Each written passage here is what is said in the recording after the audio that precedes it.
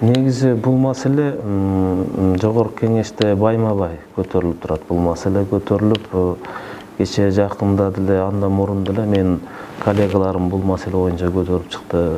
Ошондой эле өкмөт деле бул маселени айтып атат. Негизи бул дүйнөлүк практикада бир мамлекеттен бир мамлекетке жардам берүү, карыз, анын канчанда кайсы бир убакыттарда инфляция маселеси болуп калат, жоюлуу маселе. Бул нерседен коркпош керек да. Биз Кыргызстан башка мамлекеттерге караганда биздин карызыбыз карыз эмес десе деле болот да. Чындыгындачы. Бул нерсени кутулуш үчүн жакында биздин өкмөт, премьер-министр өкмөт ушундай бир алдыга ушундай бир жакшы бир 10-15 жылдык программа менен келиш керек да. Биздин жерибиз өтө бай. Бардык элементтер бар, бардык суубуз эле өзү канча турат да. Эгерде ушу программа менен өкмөт жакшы программа менен келе турган болсо, Кытай эмес, карыз эмес даже биз келечекте мамлекетибизди эң бир мындай өнүккөн мамлекеттердин катарына киргизсек болот да. Негизи дүйнөлүк тажрыйбада эң сын айтылуучу жер дагы, сындай турган дагы өзү парламент. Негизинен мен айтат элем, 120 депутат көп же болбосо азайтыш керек дегенге бул биздин башкы мыйзамда көрсөтүлгөндөй бул конституцияда жазылып калган. Анан эл шайлаган. Ошо парламенттик шайлоо болуп 120 депутат парламентте келсин депчи. 120дан азайтыш үчүн дагы конституцияга өзгөртүүлөрдү киргизиш керек. Ошо жерде бекитиш керек. Бул дагы чоң бир мындай убакытты талап кылат, дагы чоң өзгөрүүлөрдү киргизет. Биз эми ушу менен талашып тартышып жүрө берсек да туура эмес да. Анан кээ бирки адамдар чыгып туруп, өзүбүздүн эле коллегалар эми баарын прекрасно билип туруп эле чыгып азайтыш керек, 120 эмес 60 болуш керек деле жөн эле популизм менен жөн эле элди мындай дүрбөтүп атат да. Эми бул туура эмес да. Өздөрү законду баарын жакшы билет да. Анын үчүн конституцияны өзгөртүп, мына ошол жерге өзгөртүүлөрдү киргизиш керек да. Бул нерсени болбой турган билип эле жөн эле элди дүрбүтүп, анан же элге бир жалган эле жагынууну мындай токтотса да айтат элем да. Туура айтасыз, мен депутат болуп келгенден бери сөзсүз түрдө бул парламент өтө чоң институт. Бул жерден өтө бир чоң буга чейинки тажрыйбалуу саясатчылардан көп нерсени үйрөндүм десем болот. Ошондой эле өкмөт менен тыгыз байланышта биз элдин үнүн өкмөткө жеткизип, өкмөттүн ишин көзөмөлдөп, бул жерден чоң бир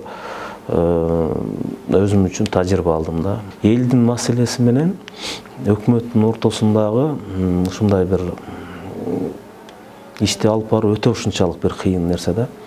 Себеби мен өзүм деле мына парламентке келгенден бери мына 4-жылы айыл өкмөттүн балансындагы жерди, жолду Минтранстын балансына өткөзүш үчүн 4 жыл убакыт кетти да. Аны мен айтып отуруп, ал жактан чуркап отуруп, каттарды жазып отуруп, 4 жыл дегенде араң зорго Минтранстын балансына өткөздүк да.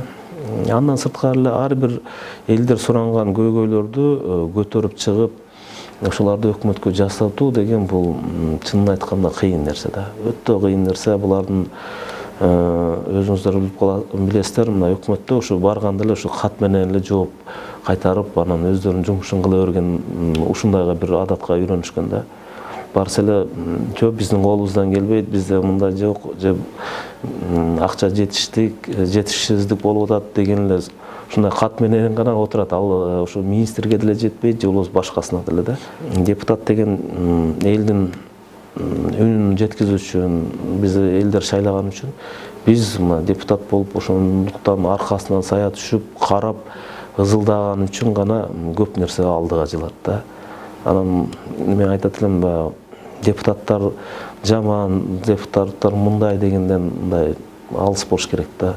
Элдин үнүн ушу депутаттар жеткизет. ошо бүтпөй калган объекттерди башкаларды ушу чуркап жүрүп бүтүргөндөр депутаттар да. Элдин атынан келген депутаттар шайлаган, элдер шайлаган. Ошондуктан депутаттарга мындай бир дагы бир мындай колдоо керек да. Ошондо гана өкмөткө бир мындай көптөгөн маселени чечсе болот да. Өкмөттөн бир жумушту жасатыш, аны ишке ашырыш бул өтө бир чоң бир азыркы күндө чоң бир кыйынчылыкты жаратат да. Мен критиканы туура эле көтөрөм да. Негизи бул маселе ал сөз эми эркек сүйлөй турган сөз эмес да. Мен да ошол маалда бир негизи тилим келет, бирок ошол маалда жанагы парламентте талаш тартыш болуп калды да. Аларды колдобойбуз, аны алып чыкпайлы деп ал тарап болгон бир эки депутат болуп калды. Мен ошол маалда ошондон кийинки жазуу мага келип калган. Ошондой бир мындай эмоцияга алдырып, мындай ошол маалда бир сөзгө эме болуп калдым да. Мен негизи бул сөздү айта албай калып, ошол маалда такалып калган үчүн мен уя албайм да. Площадька чыгып, ошолорду колдоп, же болбосо ошолорду колдоп, ошо парламентте сүйлөп аткан депутаттар уя албай, мен уялышым бул мен уя албайт элем, анан критикага туура эле кабыл алам. Ар кандай бир критикалар башка кылып сүйлөгөндөр, мен жөн гана алардын үстүнөн күлүп эле мындай мени курчутат да. Мен алар үчүн мен өзүм сөзүмдү, өзүмдүн оюмду ар дайым айтам дагы, ошо менен алдыга кете берем. Өздөрүнүн деңгээлине жараша сөз кылышат, өздөрүнүн деңгээлине жараша ошо сөздү кабыл ала беришет да.